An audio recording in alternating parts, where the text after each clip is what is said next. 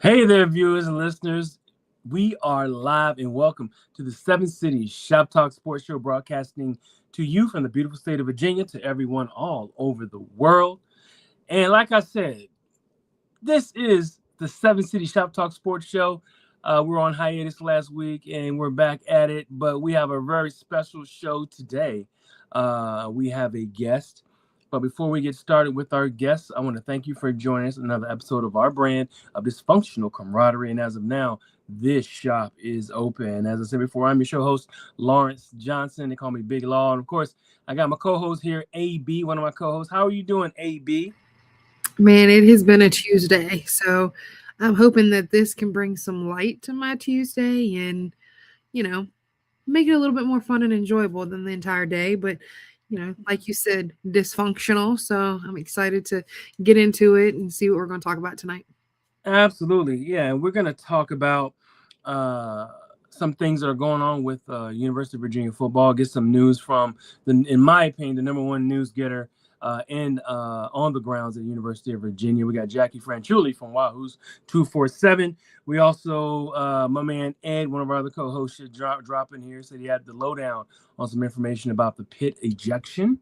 And then we'll also talk a little bit about Virginia spring sports as they continue their excellence and how well that they're doing, and continuing this, in my opinion, record-breaking year of wins for the entire sports programs. Like every program, you're going to get wins, from definitely from the spring sports, but because of the record-breaking wins in football, then a record-breaking or somewhat record-breaking first-year success of the basketball program, they're just winning everywhere. And then, of course, the girls' basketball team having a successful year. But I digress. Let's get to what we're here for in the beginning of this show. We got on the grounds my girl Jacquie Franciulli. We see each other all the time in the box. All right, there she is. That's my homegirl Jacquie, Miss Miami herself. What's going on? What's going on, Jacquie? How are you doing? I mean, I agree with AB. It's been a Tuesday, so I agree with AB. It's been fun to kind of see the new faces when during a spring game and spring practice for football wise, and then just getting to know what shape like those two basketball rosters are doing the last few weeks. And also, if you're a parent, May is probably the busiest month as a parent, just between recitals and award ceremonies and end of year shenanigans. So just surviving is probably banquet season, right? And that we call it. It is. I just came from one just before we got over here. My son got inducted into the honor society in his elementary school. So that's where I just came back. We'll call him Mateo, instead of Mateo the barbarian, Mateo the scholar. Yes, the Mateo Scholar now, not Mateo the Barbarian. Although I don't know about that. Maybe sometimes he does have barbarian qualities. That's right. Well, thank you for coming on today, Jacquie. And of course, as always, you are boots on the ground. You do get the scoop on what's going on when it comes to University of Virginia football, basketball, and some spring sports as well. But I'm gonna let you do your thing. Let's talk about what's been going on, and we can start from, I guess, the spring game. That's kind of the thing that, a lot of people were curious about because it wasn't televised. So we were actually there watching, seeing with anticipation, I would like to think, as we both were kind of saying goodbye to Tyler as he goes to Stanford as well. Congratulations to him as he goes on his way. And just want to kind of get an idea and get a good look at this new look football team that Coach Elliott and the staff has put together. I think they've done a really good job of rebooting, and I want to kind of hear your opinion about what you were looking for, what you expected, and what you saw for that spring game. Yeah, I tried my best to do a play-by-play of the spring game on Wahoo's 24/7's message boards. It was intense to try to do a play-by-play there. But, we expected to see a lot of those new faces just coming in several different positions, either playing with the ones, the twos, and even the threes, just because They just needed to figure out what they had, especially wide receiver. I mean, you can tell that wide receivers were the one position that was there almost the entire game. By the second half, they were rotating in, Boone Lord at quarterback. They had, Eli Hamrick at quarterback, and they had other guys, the freshmen, those redshirt freshmen. So they were putting guys that needed more reps later on, but they kept those wide receivers out there because they needed to figure out where they were going to put them. And I think that was the big thing for me, is trying to see what the potential is at that position. And I think that's still a learning curve for them. Obviously, when you look, you saw Rico Flores really take some reps at the one. You saw Deshaun Martin take some reps at the one. I think they've got a lot of options in that room. I think they've got guys that gravitate towards the slot a lot. Obviously, when you look at Cam Gorney, Josiah Abdullah. So I feel like they might do a little bit of musical chairs and still try to figure that out over the next few months here before they kick off in Brazil on August 29th. So that's still a position where I think there's still questions for Virginia. The good news is they don't seem to have questions at running back. I mean, sure, who's going to be the number one guy, but that's a good problem for them because Jacquie Middlebrook has been the guy who's kind of step ahead at that position. I wouldn't say he's the number one overall running back, but what he's been able to do during spring has made him separate just a little bit as the most consistent guy. Peyton Lewis is there. He took a little while to adjust, and he was actually sick heading into the spring game. Tony Elliott even said that if he was 100%, he imagined he would have gotten that touchdown instead of being able to be caught up by Fisher Kamek right shy of that touchdown. So I think the running back room was probably the biggest, not surprise, but the biggest thing to take away offensively for Virginia in that spring game, because you got Jacquie Middlebrook, you've got Peyton Lewis, you got Zay Davis that was still productive out there. When he's healthy, Noah Vaughn was doing really well in spring game. He didn't want to push him. He could have gone, but he didn't want to push him and get hurt. Obviously, Xavier Brown is still not there. You got Solomon Beebe, who's a versatile back. And a lot of these guys are also pass catchers. So that question of the wide receiver room is, even Des Kitching said in post-spring, only the quarterback and the linemen are guaranteed to play. Everyone else can kind of figure that out. Either it'd be multiple tight end sets, multiple running back sets. They can adjust as needed, and that helps when you have running backs that can catch. So that is definitely something that stood out to me on that side. Bo Pribula only really played 2 series. They really didn't do much with him there. What you saw was Eli Holstein is a good guy in the pocket. You saw some capability from him. So that was good to see. You also saw Kogier. I know he had an interception, but you still saw that he did make improvements there. So you can see what that quarterback room is developing into. So that was good for Virginia because you do want to see some development in your program. Speaking of development, the defense won the day, right? Obviously, they won the points, but they were getting to the quarterbacks. I mean, Chase Morrison, I talk about development. He moved to defensive tackle, gained the weight to go inside, and he was really impressive. I mean, he's a guy that came out of, high school. He was hurt. He had to have hip surgery. And then once he came back, he was told, you know what, we're going to move you from end to inside. So that's what he did last year, and he did really well. I think we said he would get 5 sacks during the spring game.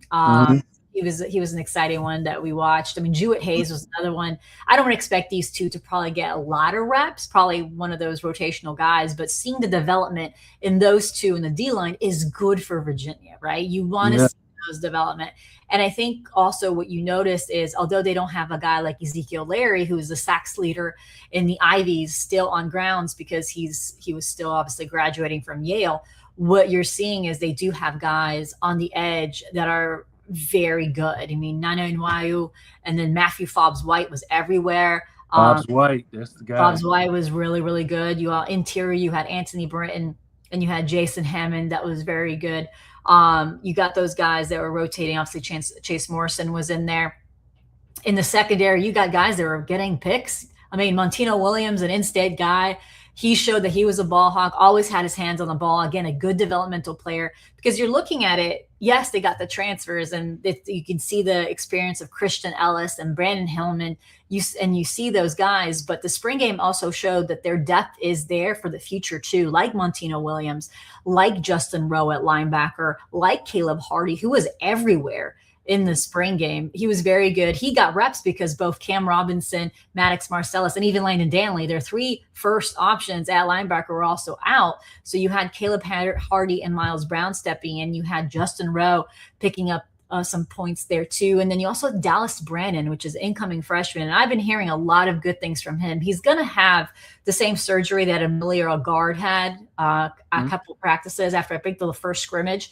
So he's going to have that wrist surgery, but everyone was raving about him behind the scenes and where they think that his trajectory is. They even said he could be a guy that could contribute, maybe not even on special teams early. So I don't expect him to possibly be one of those guys that redshirt. I think Dallas Brannon will be a guy that you could probably see on the field early, even if it's just special teams, kind of like a Montino Williams did last year for Virginia. So you can see that on defense, John Rosinski once again has depth.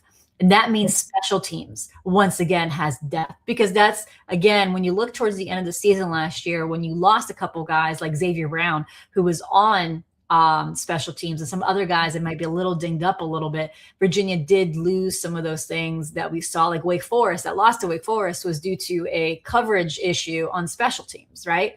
That's right. Also because they lost some of those veteran leadership on that special team. So what they did was some of those safety, some of those DB gets are going to be important for special teams. So you're seeing that a little bit when you see them play. So what you saw in the spring game was that defense has that competitive depth again. And you're seeing the kind of the plan for the first time, I think, under Tony Elliott's tenure.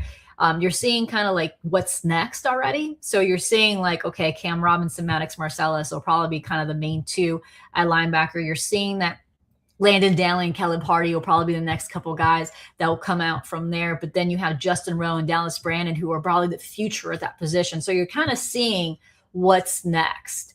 And finally, you're kind of seeing like the O-line is going to be the strength of the team. This team is built with some of the best in the trenches that I've seen at Virginia on both sides of the ball. This is going to be the year of the trenches. So this season's success is going to be built on how far they can take this O-line. So the cornerbacks, we had some starting quality cornerbacks out as well, correct, for that game. Who is out so that they know? I know that Jam was out. Yeah. Oh, no, Jam Jackson did play, but Jamarick Morris was out. And Emilio Agard was out. He was the one who had that wrist surgery. And I would assume that Emilio Agard would be fighting for a starting role if he were to, like, if the season was tomorrow, I would say Emilio Agard would be one of the guys fighting for the starting role. I had a lot of people say that they really are excited about what he can bring. So I think Emilio Agard is one to watch when he comes back in the fall camp, because it was Jam Jackson and Jacoby Henderson from Rutgers, that Rutgers transfer. They were the ones that were starting. You had Donovan Platt in that Spurl nickel position that usually is Corey Cosner, but he was out. And they're rotating guys. Ethan's out too. Ethan Minter was out at safety. So he's obviously likely going to be a veteran starter. So you're going to see some rotation there. But in that cornerback room, I would look for Emilio Agard to kind of to compete for that position. And even Jamarick Morris, who Virginia was really excited about last spring, last fall camp after he got here. It was probably like 2-3 weeks and he got hurt. But up until that point, Virginia was actually pleasantly surprised at how good Jamarick Morris was doing. Obviously, he's coming back from an ACL tear, so it's a little hard to evaluate how a player comes back from that. But Jam Jackson did well on his return. He was finally back on the field for Virginia. So, and then when you look, you have Josiah Persinger, who is a local in-state kid from Southwest Virginia. He was one that Virginia has been excited about as well, and seeing what his trajectory is moving forward. But yeah, I mean, this, again, like I'm saying, like this is the first time that when you look at Virginia's depth, you're seeing guys that have had some game experience that you can see for a year or two ahead. You have those transfers that are coming in and that they can contribute, but you also have guys that you can see, okay, I can see what the plan is in a year or two. Well, it looks like what they've done is they've have a continuation of their style of recruiting and adding, similar type players, and they've just gotten deeper. They've gotten deeper and a little bit younger. Like you said, there's folks there that that are going to be backup. Shout out to Chad Wood and in the chat right now. Thank you for tuning in, brother. Come on, if you can jump in, jump in. But we're going to have some of the hosts ask you some questions really quick. Ethan, is there anything, a question that you had for Jackie? Yeah. Which player do you see having a potential to have a national breakout season as far as yards, or even on the defense as far as interceptions, pass breakups, etc.? I think a couple of guys on the defense, obviously Cam Robinson, when he gets back and healthy. I mean, that's obviously a guy that I think can grab national headlines. But I think Brandon Hillman at safety is one that I would kind of pencil. It's like, if you look at Virginia's defense the last few years, you had Jonas Anker and Devin Neal. So you're kind of expecting another safety to kind of come out and break through. And Brandon Hillman would be my pick. Him and Christian Ellis are pretty solid and had a good spring. So I would say Brandon Hillman on that position. I think Matthew Fobbs-White is someone that's kind of quietly kind of come on the scene and isn't really talked much about. Because he didn't have like those whoa stats when you looked at Baylor, but he is always around the ball. He's a good pass rusher. So I'm curious about him and Nana Nweyu. Those are the two that I think will be guys that will really kind of like the Mitchell Miltons and Daniel Rickards kind of be those very big, important guys.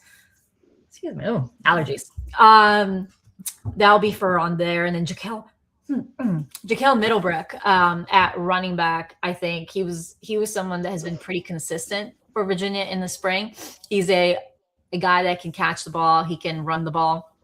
So I would say he's one that I think will, I don't want to say surprise people, but when you look at that running back room, you have guys that are veterans, like obviously like Xavier Brown, and you got a guy like Peyton Lewis, obviously stole all the headlines because he was an in-state kid coming home from playing the SEC. But I think Jacquie Middlebrook is one guy to watch in that room.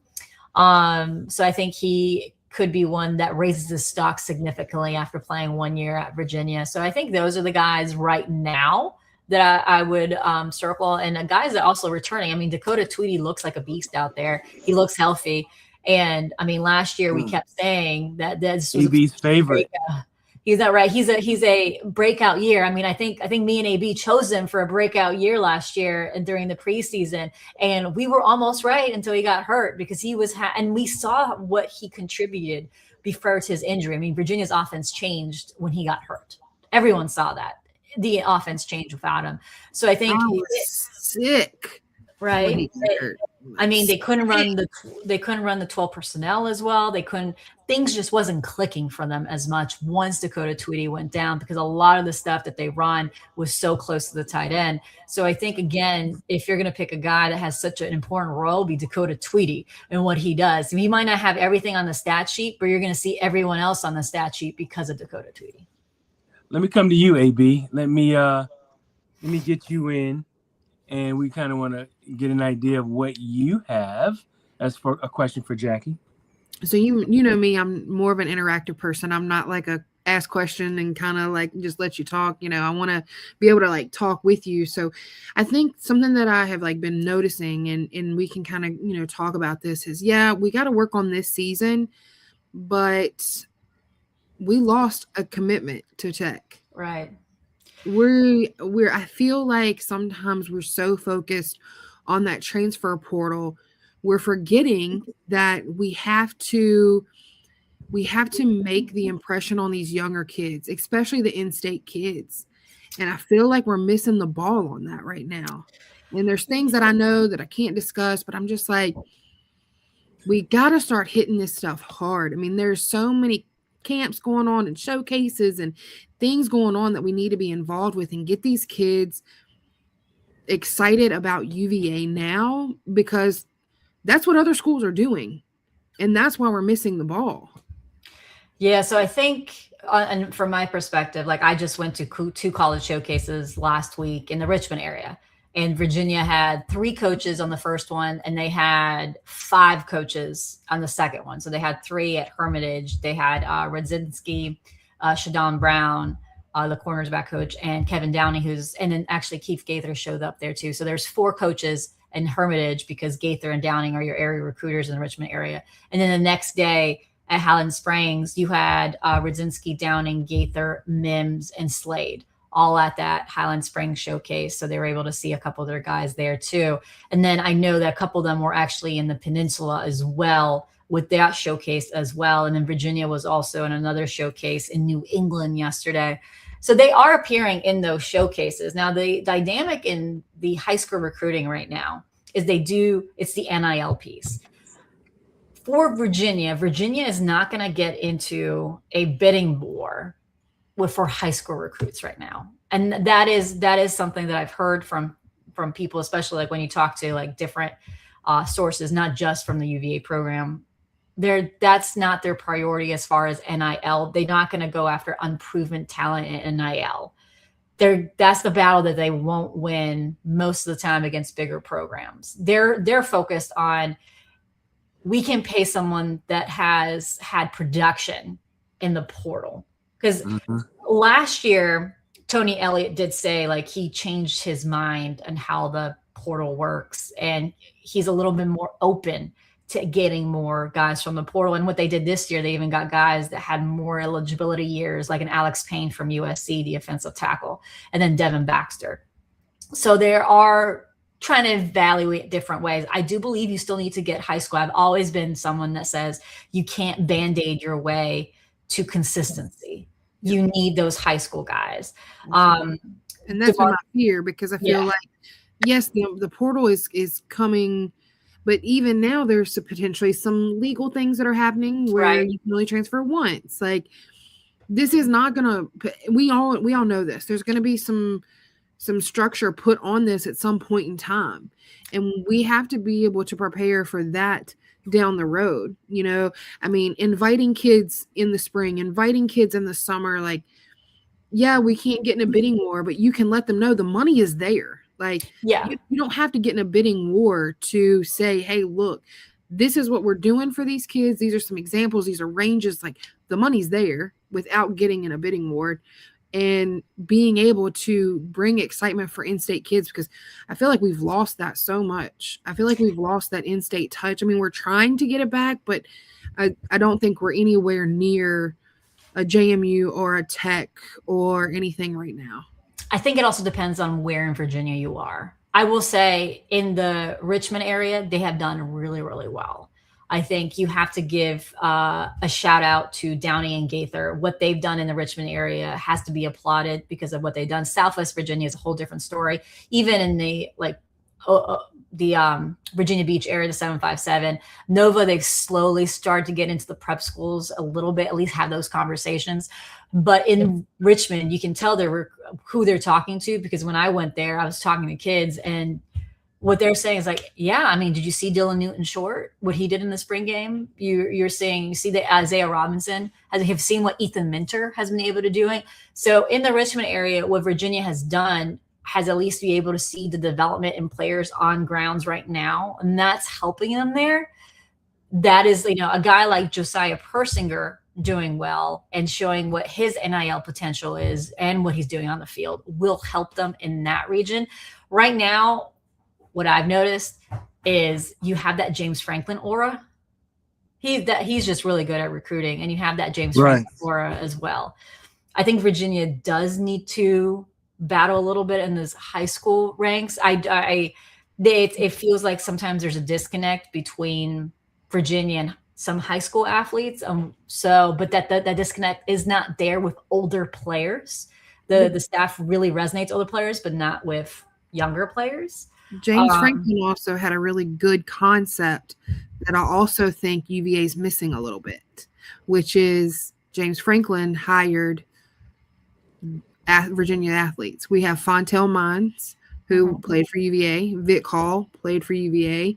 We've got another gentleman who played for JMU. They're all part of his staff. And I think that that's going to be a huge talking point for them. I mean, It is. hey, And that's I'm here as a tech coach, but I played for UVA. Like, I know how important it is. I know the in-state recruiting. Like, that's their weapon. Not only is James good, but what he did for his coaching staff was smart. Super smart. Yeah, no. I mean, James Franklin's a very smart coach. He knows what he's doing. I mean, there's a reason why he coached at Penn State. There's a reason why he's always in it with recruiting battles. I mean, there's a reason why, right? And he's been one of the best recruiters in the Mid-Atlantic for a long time. I mean, he knows what he's doing. So for Virginia, it feels like the success last year was great for them. That has changed the conversations. I will tell you, for me personally, I talk to more recruits now because they answer the phone call. They're more willing to answer questions about their Virginia visit or letting me know when they're taking Virginia. That is definitely something that maybe 2 years ago, that was not the case, but they are more open to hearing about Virginia. Virginia's best recruits right now is also their current players. That is definitely something that you're seeing. And then high school is still somewhere where I think they might need to push a little bit more. I know they don't offer as much as a lot of other schools. That is something that they've decided that they wanted to do it that way. And some kids are fine with that. I mean, I just talked to Daryl Woodson, which is a 2028 Hermitage defensive lineman who's already got several SEC offers. But when I was talking to him, he's like, I understand where Virginia is coming from. If Virginia offers me, I am a take. I may not be a take right now to some of these other schools, but I know as soon as Virginia pulls the trigger and gives me an offer, I will be having a committable offer there. His only visit this spring was to Virginia. Okay. So I think that is some positives for Virginia. Do they need to get better in high school recruiting? Yes. But I also know that it's like if they lose, for example, a certain position, they're like, well, we can always go into the portal. So everyone is trying to figure out what the best way to approach this is. It's not fully investing in the portal, but it's also not doing all high school recruiting. No one has the answers. And it's going to be interesting which one ends up being right in the end, because no one has the correct answer right now. I think my thing was just saying there's got to be a healthy balance. Because if we ignore it now, we're missing the ball and getting the kids excited about coming to us. I just feel like I just feel disappointment for the high school kids who are being, I remember Chris Peace was a late bloomer and he got an offer in January, right before he committed, and he committed within a week of picking offer in January. Those guys are being completely ignored in January now. Mm-hmm. So I'm for one that I feel bad for those guys, because the Chris Peace was a great college player. And those players are being ignored now. So we got a couple questions here. We got a couple more. Ed, what did you want to ask Jackie? Oh. Yeah, there we go. I was just curious about biggest need coming out of the spring game.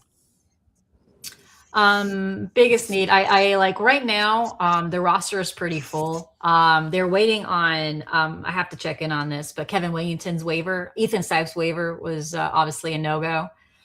Kevin Wingington was filing for a waiver for another year. I think if that does not happen, I would think Virginia might get either an O-lineman or possibly just, who best available. That's why you noticed that they went for a couple of edge guys just because they were best available. And they were actually working on one of those edge rushers for a while he was waiting for a waiver for the NCAA. So that's the kind of what they might go into that and possibly get another O-lineman if Kevin Wingington's waiver is not approved. I think, like I said earlier in the show, my question is on the wide receiver room. What's basically happening there? That's my biggest question. I mean, this is the first spring. I'm not talking about the O-line and what's going on there. So it's great. I mean, that's their strength of the team. I think that's the biggest thing for me is how is this wide receiver room going to be fielded? Who's going to be that long field threat? Trell Harris is not there. He was your big weapon who can turn a 4-yard catch to a 16-yard play. So who's going to be that guy? Is it Rico Flores? We've kind of seen a couple of flashes. Is it Deshaun Martin? Is Dylan Cope going to be a phenom in his freshman year? You know, Adam Mims said that he's been very consistent this spring. So that's my main question is what's going to happen at wide receiver. And then we got one question from Wood. Well, I want to add just a little bit on that to her. Go ahead, AB. You know, I think that it's only fair because we don't know the details to bring light to the fact that we are definitely going to be missing Jamal Edrin. Yes. So, you know, we don't know the details. We kind of had a whole show about it, but, you know, I think it's important to not forget about him because he's the one suffering right now if it's not true. You know, his trial's not set until November. So he's missing out. He's missing out. If this stuff is not true, you know, if it is true, then it is what it is. But if it is not true, like some of the things that we've heard, he's missing out on a whole year. So I just, you know, had to bring some attention to him because I feel like he deserves it. I'm always that person that's you're innocent until proven guilty. And right now, I just felt like he needed a little bit of shout out. As Wood is saying, he's saying, is there a word on Edrin at all, Jackie, that you've heard or nothing? Nothing new. Okay. All right. Well, Wood also had another question. He said, throwing you a curveball. He says he's hearing Tiffany is out as the lacrosse coach. Is there fire with smoke? I believe Mike Barber just had an interview with him. He just released it like a few minutes before I came on here that he said that he expects to be the coach next year.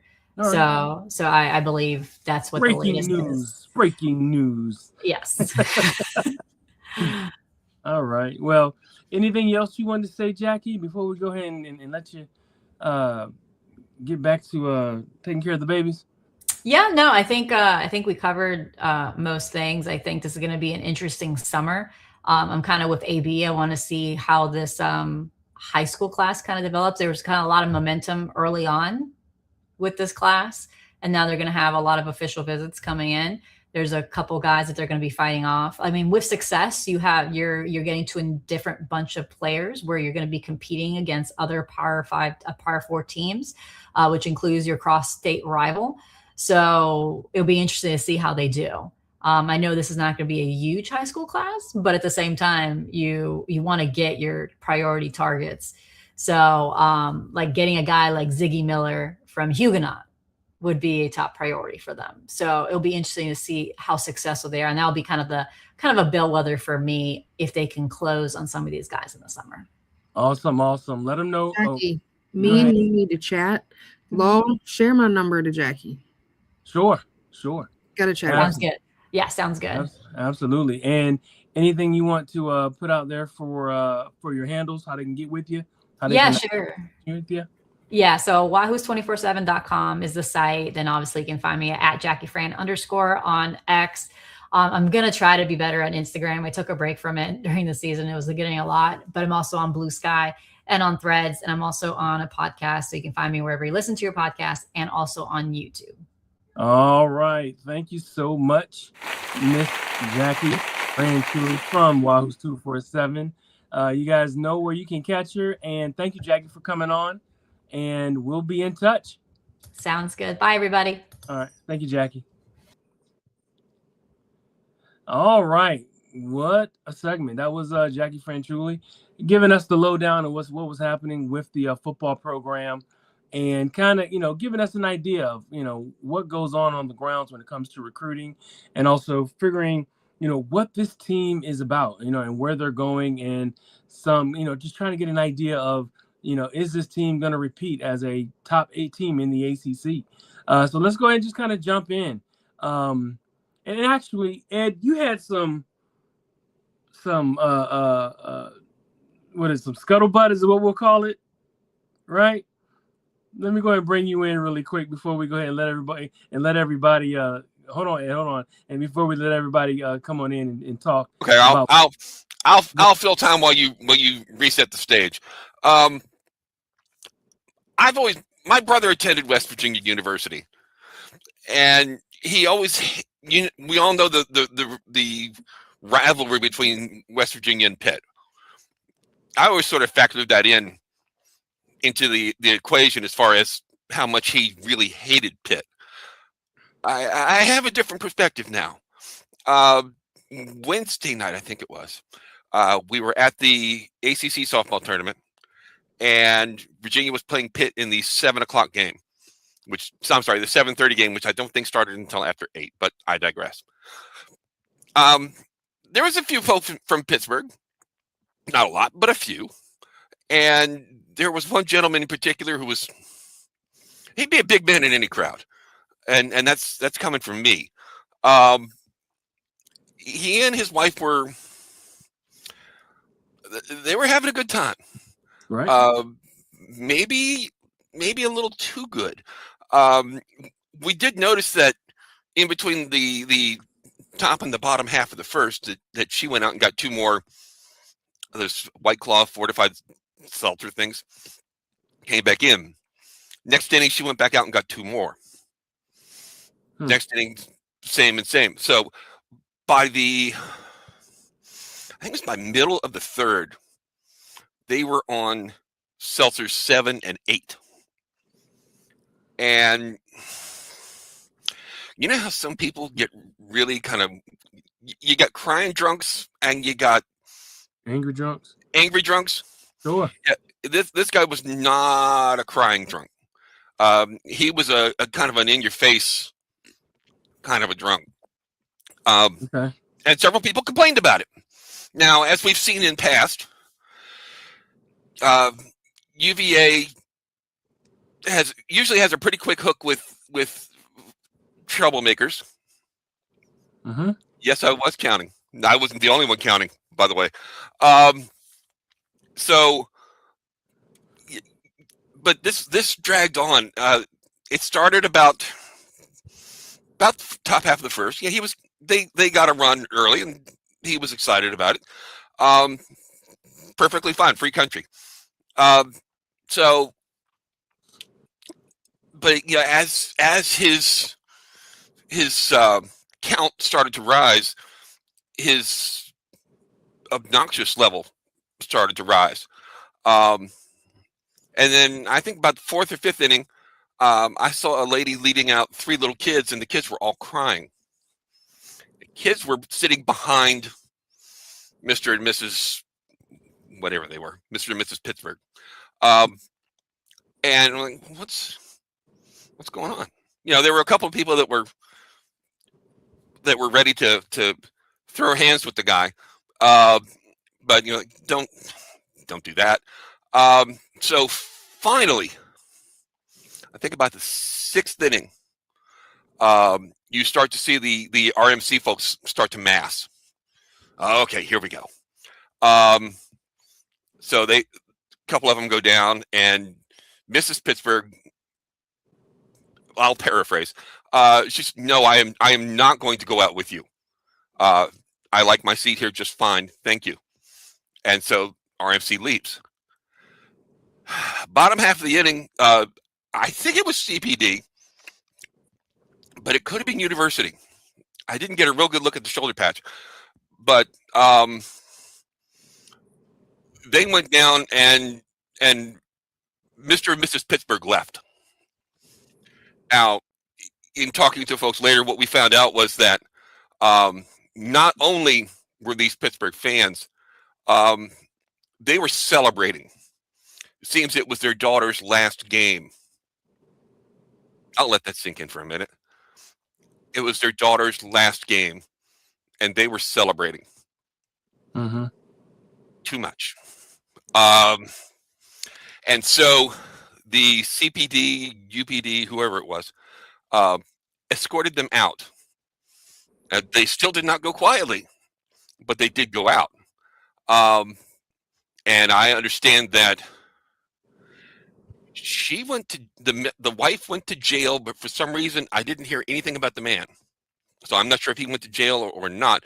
But I did, in talking to some of the university folks, they've both been banned from the stadium permanently. So these are people that their daughter was on the Pittsburgh team. Uh-huh. And they decided that this would be a good night to celebrate. And I'm sorry, their stated goal was to get drunk. Gotcha.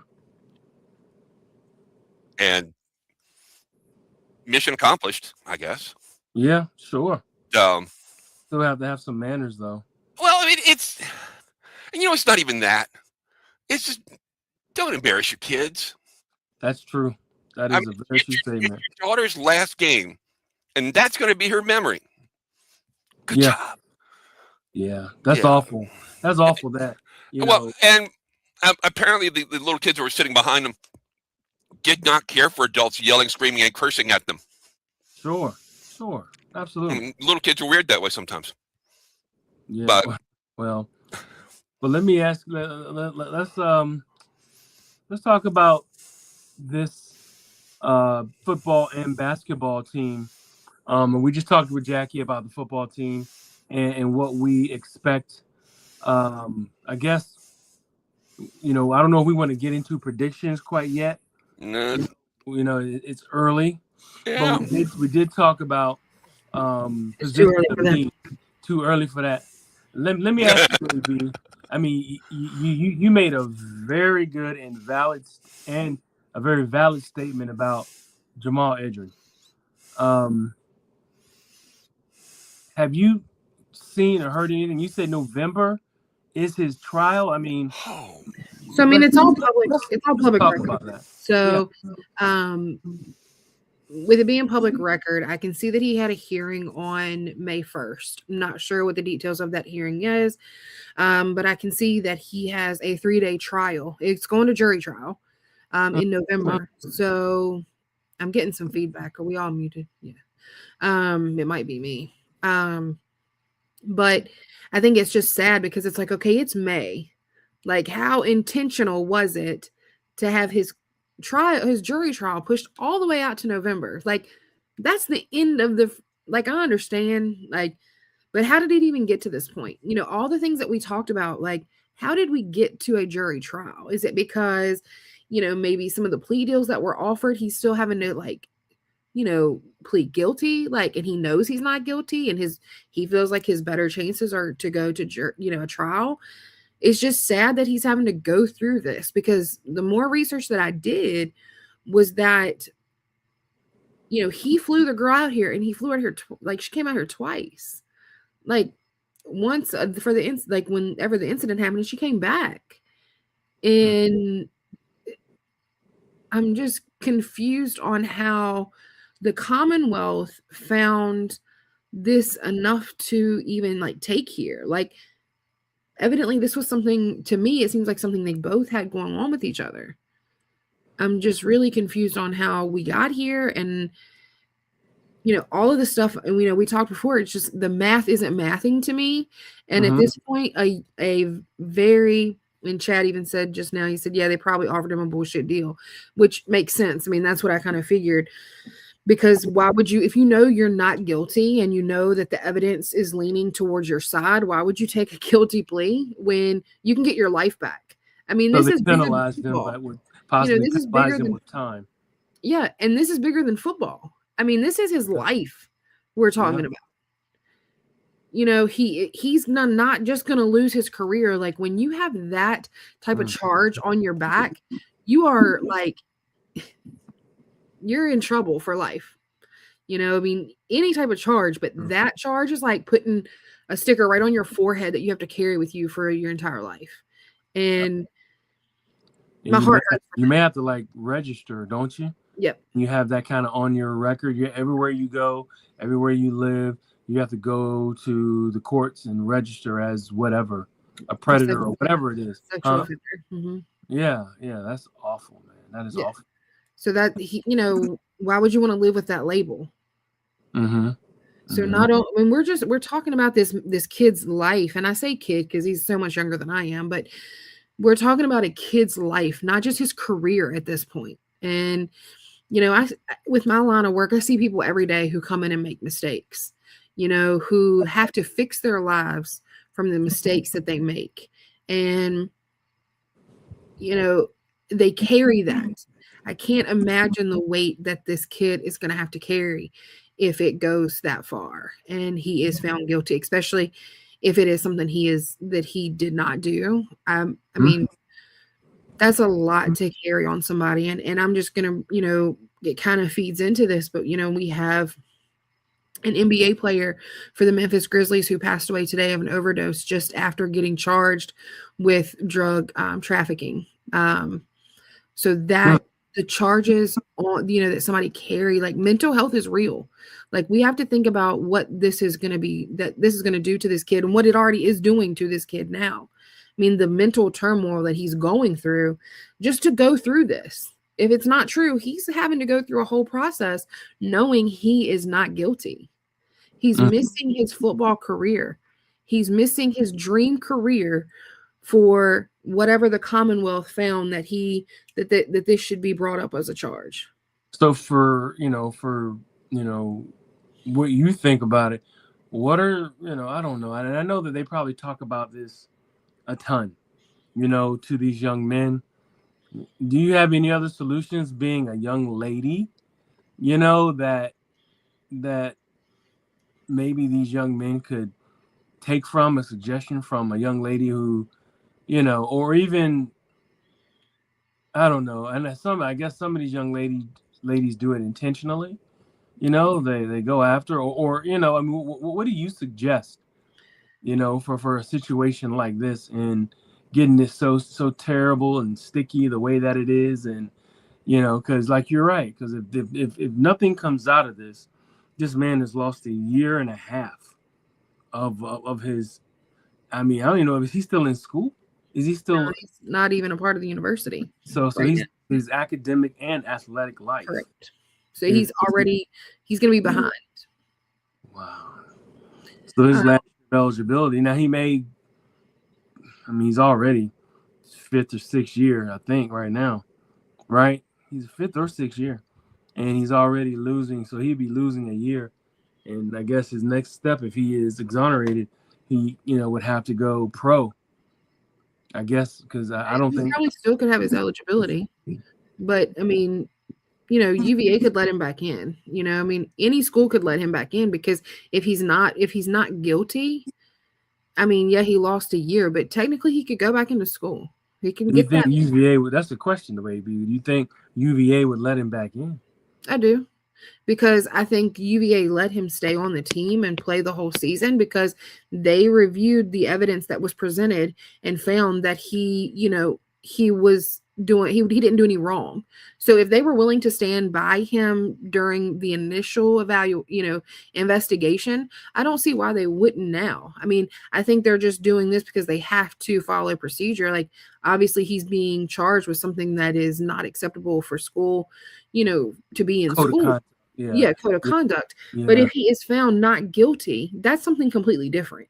And I hope that UVA does give him that opportunity. I hope that, the same way we believe in our athletes, on the field, we believe in them in furthering their life and their career regardless. I mean, UVA has always been known to produce great human beings. I know a lot of them. I know a lot of great human beings that have come out of the University of Virginia and, that I still talk to all the time. And that's what we are known for. Outside of football, outside of the ones that have gone on and done great things, at the end of the day, UVA always has produced great men, respectful men, caring men. And, I have nothing bad to say about anybody that I've ever come across with the University of Virginia. I've never felt unsafe. And I think that's the crazy thing to me, because I have been around UVA football my entire life. And there's not a single moment that I have ever felt unsafe. If I was in a room with anybody by myself, I never would have felt unsafe with any of those guys. Let's do this. Ethan, let me get your opinion on this. I know that we didn't talk a ton.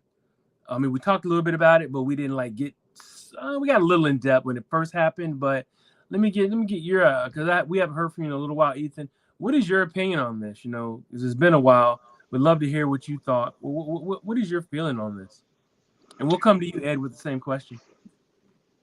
I mean, you're innocent until proven guilty, I can't per se say I've ever been charged to the extent that he has, but I've went through the legal system before with somebody that made a lot of false accusations and it cost me a lot of money to prove my innocence. And it's been years and years later now, but unless I want to pay $1,000 to expunge my record on the court system website, it's always going to be there, and especially with what he's charged with, that's something that will stay in him the rest of his life. That just the thought of it's a possibility, even though he didn't do it, that's how people will look at him. The bad part of this world is how most people look at you. You're guilty until innocent. You're charged. They just assume you're guilty, because the police took you to the jail, but that's not always the case. And I don't really have an emotional attachment to it one way or another because I don't know him personally. From a perspective of, I don't know his character. I don't know if he did it or didn't do it, but I know people are mischievous. People are always in it for one up themselves. So, if he's innocent, I feel for him because people are very, really devious to get, their motives across, whether it be money, personal gain, emotional abuse. So, but, if he's guilty, then all the justice system takes care of him. Let me come to Ed. Ed, what was your opinion on this?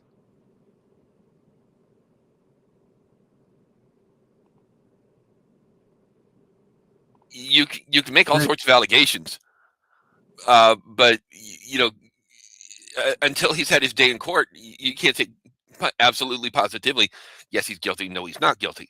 And in these things, in these cases, unfortunately, a lot of times it comes down to he said, she said. Whose story sounds better? Maybe not necessarily who did it or who didn't do it. It's whose story sounds more plausible, I guess is the word. I'm not sure if that's justice or not, but who lies better too. Well, that's why they both hire lawyers, I guess. So preface though, before y'all, I want to say this first, and then I want you guys to give your feedback. So the initial report was already done. Police did their investigation, right? So yeah, through the police investigation, the text messages that were shown, what each of them said, there was no reason for the police to bring charges. But whenever a police officer investigates something, it has to go on the desk of the Commonwealth attorney. The Commonwealth attorney at this point is the one who is pushing these charges. After it has already been investigated and police found that there was no reason to charge this individual. So now you can give your feedback based on that information. I knew that not everyone on the police force was convinced this was a solid case. And you sort of well, what did the Commonwealth attorney see that these other trained professionals didn't see? So far, no good answers on that.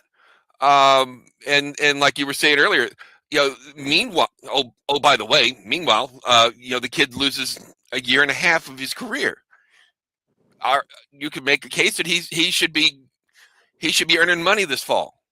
Instead, he's spending money like there's no tomorrow, which I would, if he's not guilty, come on back, you're welcome anytime.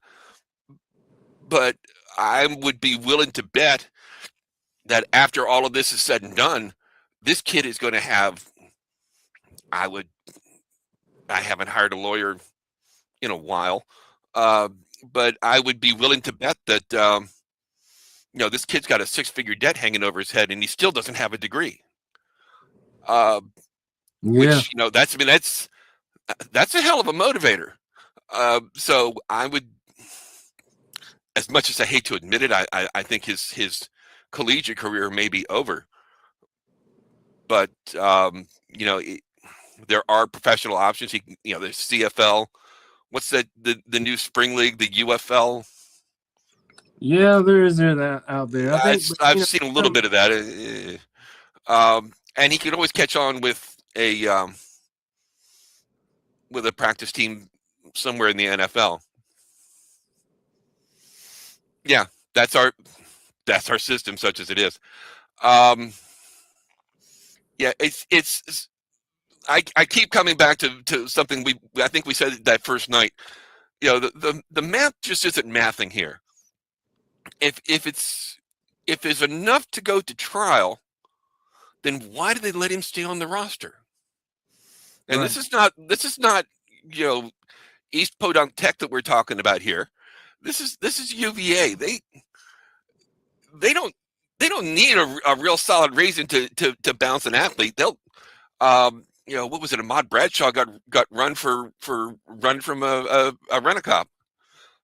It's we don't need really good reasons. So if it was even the hint of something untoward, he would have been. I feel like he would have been out of here. With this staff, absolutely.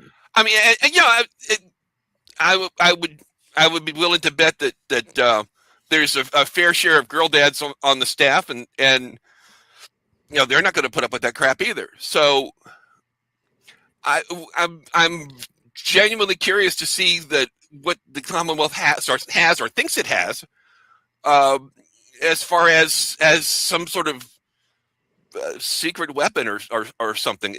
It's not. But see, it doesn't make sense. Jamal has a really good lawyer, like really good. He's going to need one. He's got a really good one. He's got one of the best. But here's the thing.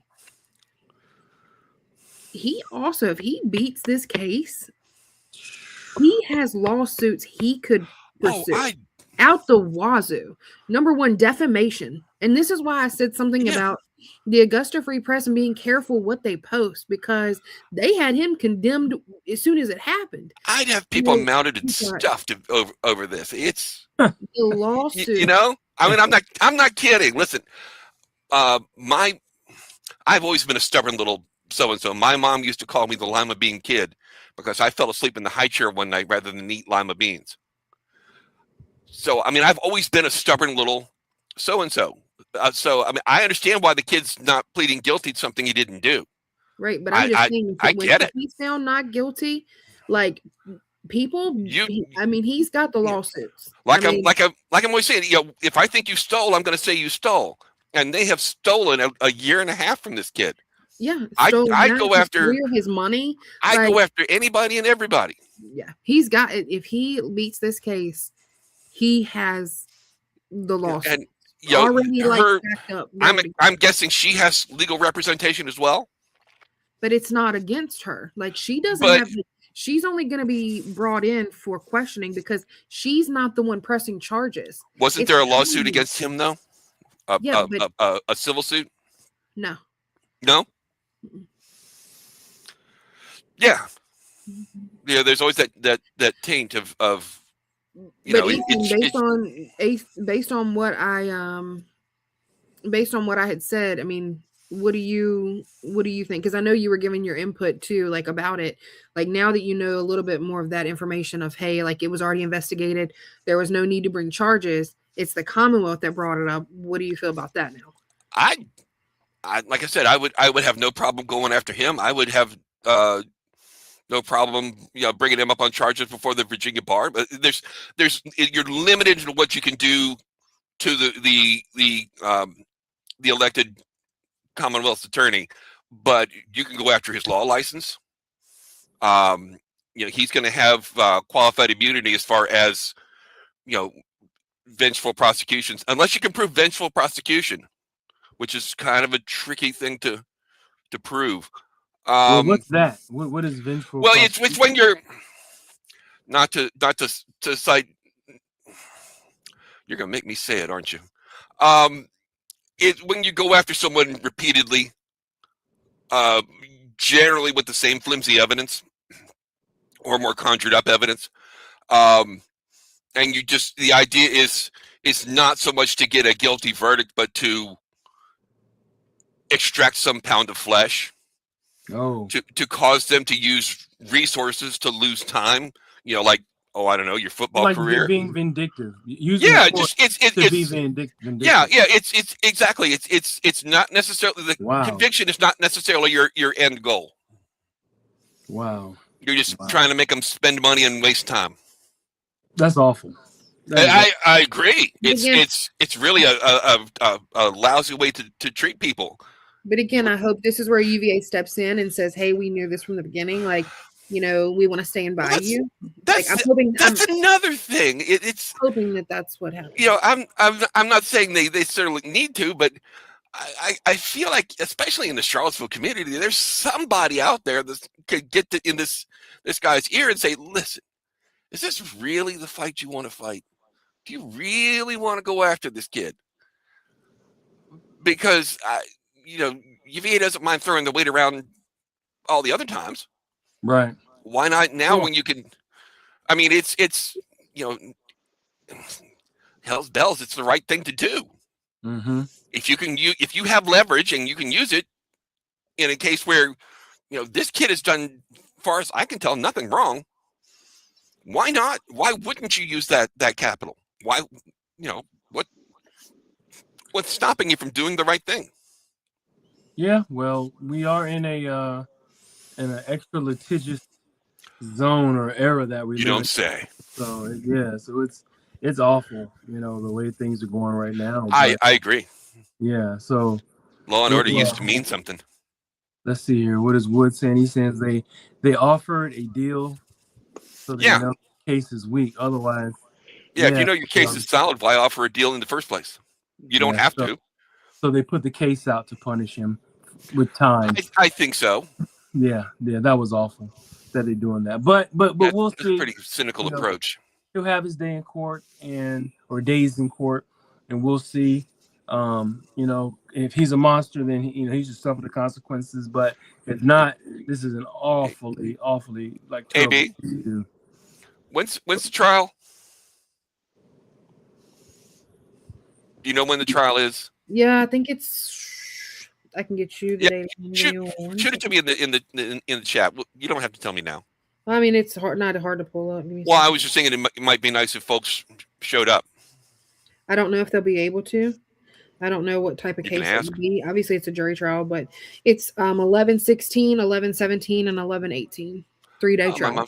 The 17th, my mom's birthday. I agree, Wood. I agree. 9:15 in the morning. Oh my goodness. I'll have time to go through the Hardee's drive-through. Oh God. Hey, listen, Chad, that's a heck of an atmosphere down there, man.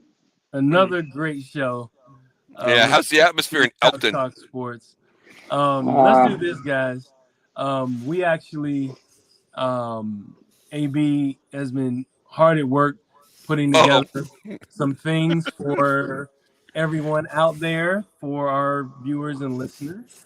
And just give you guys a snippet. We are putting together sponsorship packages, but I'll let you, AB, talk a little bit, give them a little bit of a snippet of what we got cooking for the public. So we are going to be offering a tiered system. So based on the tiering that you want to be a part of, obviously we're going to have things that fit your budget as well. So, but you have the opportunity to be, our top tier sponsorship, and you have everything, anything down to just being able to sponsor a certain game. So there's many different options that, we're still locking in the details on, but based on kind of how we're looking to, work it out, we are going to be given a lot of different options for people to be able to sponsor us, and it'll be given back to us. We'll be able to go and do more as a team and, do a lot of other things. I know Law kind of talk about a little bit about that, but definitely I'm working on a plan that will really benefit a lot of people who want to be a part of our show and want to help us and see us grow. So anybody who does sponsor us, we greatly appreciate you. Absolutely appreciate you, AB.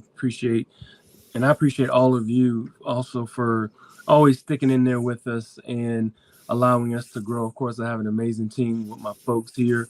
And like AB saying, as football starts to ramp up, we want to get these offers and these packages out to the to potential partners so that we can get things set up and see if we can have another successful season and also start successful partnerships all over the Commonwealth. with potential businesses. So, but let's go ahead and get into our final statements. Let me start with you, Ed. Final statement. I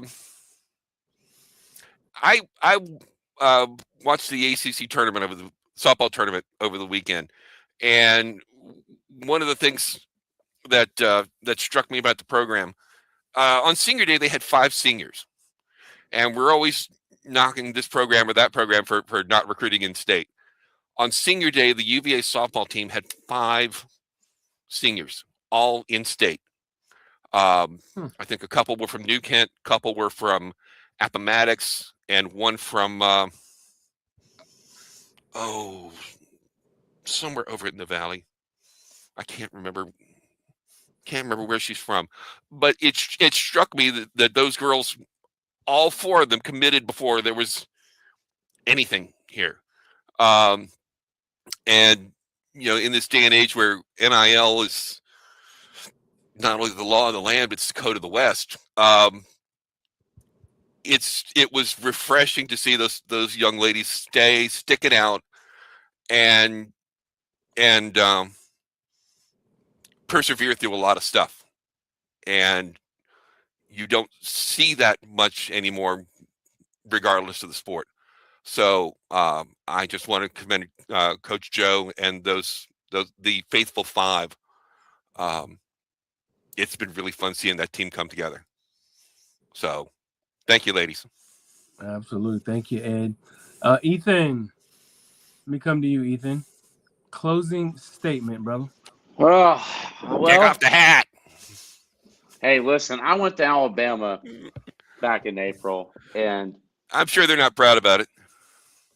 Total atmosphere shock for me compared to what Charlottesville has to offer. And I tell you, I've always been a diehard Virginia fan, but if I ever had to move anywhere else in the country, I would move to Tuscaloosa.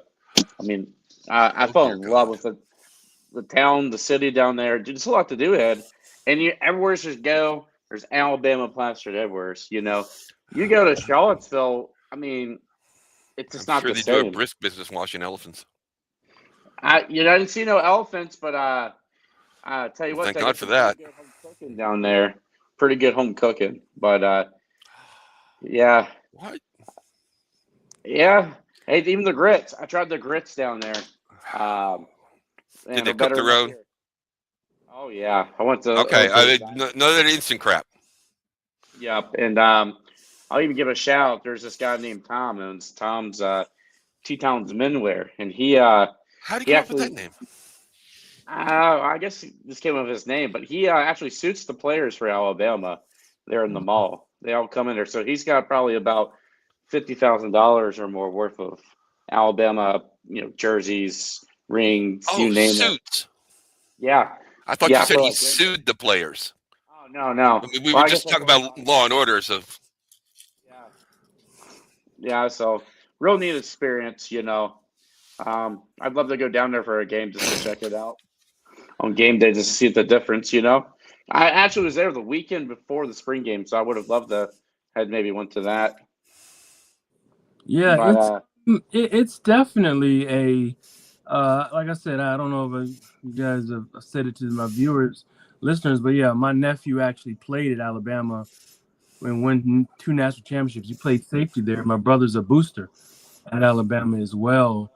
And his godson is Xavier Crowell, who is the 5-star running back who just committed out of high school there, probably be one of the top running. Well, he will be one of the top running backs out of high school. He'll probably get some time. But so I'm very familiar with the Alabama brand and the Alabama team, and because my brother's so close to the program. But you're right, Ethan. It is a different animal than what we've seen. But this is what I'll say. Virginia has never, and we talked about this. Virginia has never, really been known for being a football school.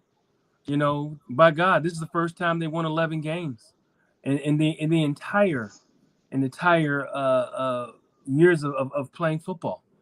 And to win 11 games is a big deal. And maybe they're building something special. and and maybe and we'll see possibly what could be, if they continue down the path that they're on, especially in this new era of the NIL, being able to legally pay players. You never know, but you're talking about the holy grail of football, college football. Alabama, Notre Dame, LSU, USC, all these places. They're Miami, phenomenal. Never compare, but at least UVA is finally put 2 feet in the water and is ready to take on this football like they really mean it. Let me come to you, AB, for your final statement. So I'm actually going to switch it up. So I want to say happy belated Mother's Day to all the mothers out there. But there actually was something huge that happened for us women today. Something that needs more attention. So I'm going to use this platform to kind of push it out there. As somebody who struggles with PCOS, as of today, PCOS has actually been renamed to actually hopefully help us get more help now and in the future. Because it's more than just, get on some medication, go work out, like you'll feel better. We're actually truly fighting to be mothers one day. We're fighting our own health, and it's something that's not talked about. And there's roughly 70 million women who fight this disorder. So today was a big day for us, and just have to give a shout out to, the people who made this happen to bring more attention to something with, that I struggle with, and that a lot of other women struggle with as well. All right. Thank you for that. There are causes out there, a lot of causes, and that's something that a lot of people may not know a lot about, but that's a great cause, AB, and God bless the women that have it. But that's my man. Great shows tea in the fall, and count my White Claws. Listen to Chad. He's funny. But let's do this. I got to thank all of you for hanging out. I mean, my monologue for the end is pretty much, as we navigate from a University of Virginia sports program success rate, they're winning more games, I believe, than they ever have. Football, basketball, women's sports. I think we have officially hit a golden era of Virginia sports, and I think we need to really pay attention to what we're in the middle of right now, because we have seen tough times, and tough times have not been good. There's been a lot of shows that we've done together here as a team, and just, me in general being part of the press, where it's been a sad story at the end of a game, or it's been a sad story, at the end of a game that, although it was hard fought, but the Wahoos just couldn't do it. We're winning, guys. We're winning. Okay. And that typically doesn't happen all the time. And we're winning at almost everything. So I think we actually hit a golden era in Wahoo sports, and we need to enjoy it and recognize it, and continue to continue to move, with the intention of being supportive and with our eyes wide open, and seeing how much further these programs can go under the leadership that they have. So with that, I got to say thank all of you for hanging out and spending time with us here at the team. But as of now, this shop is closed. Thank you, guys, and we will see you